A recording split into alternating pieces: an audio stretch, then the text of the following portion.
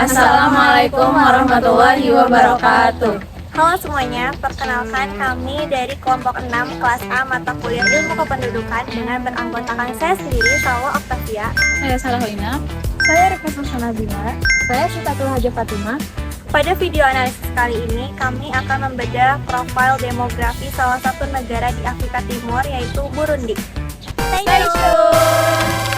Burundi merupakan potret nyata dari negara yang mengalami ledakan pertumbuhan penduduk yang sangat pesat. Bayangkan, pada tahun 1950, populasi negara ini hanya sekitar 2,3 juta jiwa. Namun, di tahun 2023 melonjak drastis ke angka 13,69 juta jiwa. Dan diproyeksikan akan mencapai 20 juta jiwa pada tahun 2050. Berdasarkan demografi transition model atau DTM, Burundi saat ini berada di tahap 2, yaitu early transition, sebuah fase krusial di mana angka mortalitasnya telah berhasil ditekankan melalui intervensi medis. Namun, angka fertilitas atau kelahirannya masih berada di posisi yang sama, yaitu masih sangat tinggi. Nah, akibat dari fase transisi tersebut, struktur usia penduduk di Burundi bersifat sangat ekspansif yang didominasi oleh generasi muda dengan usia median 16 tahun. Selain itu, tingkat urbanisasinya pun tergolong sangat rendah, yaitu hanya sekitar 15,36%, yang berarti mayoritas penduduk di Burundi masih menetap di wilayah pedesaan.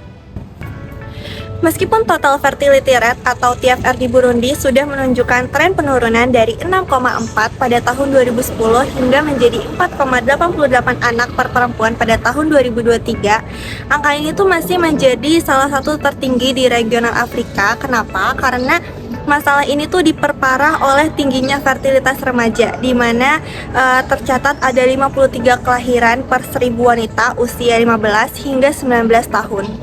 Ada beberapa akar masalah utama mengapa angka fertilitas ini masih sulit dikendalikan. Yang pertama, akses ke program keluarga berencana masih sangat terbatas akibat hambatan sosiokultural, miskonsepsi alat kontrasepsi modern, dan kualitas layanan medis yang buruk. Yang kedua, sistem kurikulum sekolah di negara Burundi sama sekali belum menyediakan pendidikan seksual komprehensif bagi para remaja.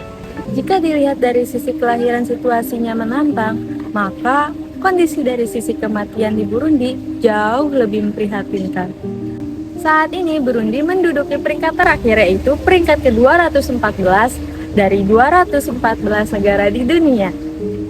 Dengan angka harapan hidup yang sangat rendah, yakni hanya berkisar di 64 tahun. Sistem kesehatan yang lemah di Burundi memicu tingginya beban penyakit.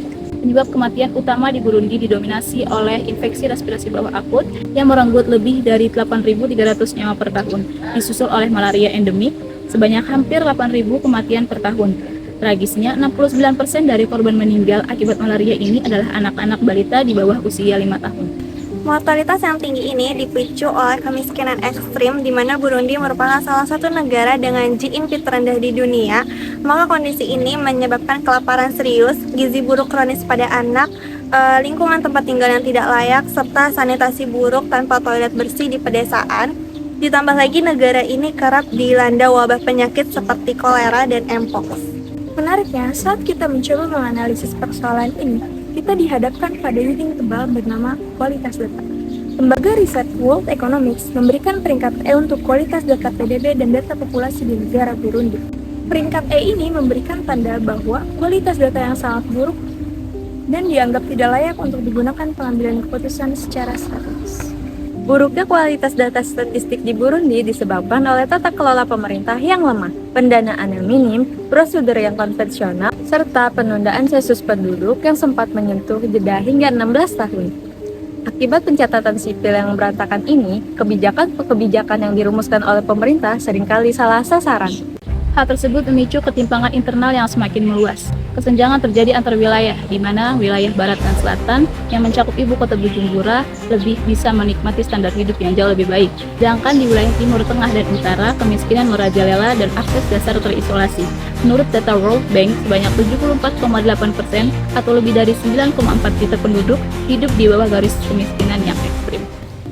Meskipun situasi ekonominya berat, namun Burundi sebenarnya sudah memiliki kebijakan yang cukup maju di sektor kesehatan karena sejak tahun 2010, Burundi sukses menerapkan kebijakan result-based financing atau RBF nasional serta kebijakan free healthcare sejak tahun 2006 yang menggratiskan layanan kesehatan bagi ibu hamil dan anak balita. Namun, itu saja tidak cukup.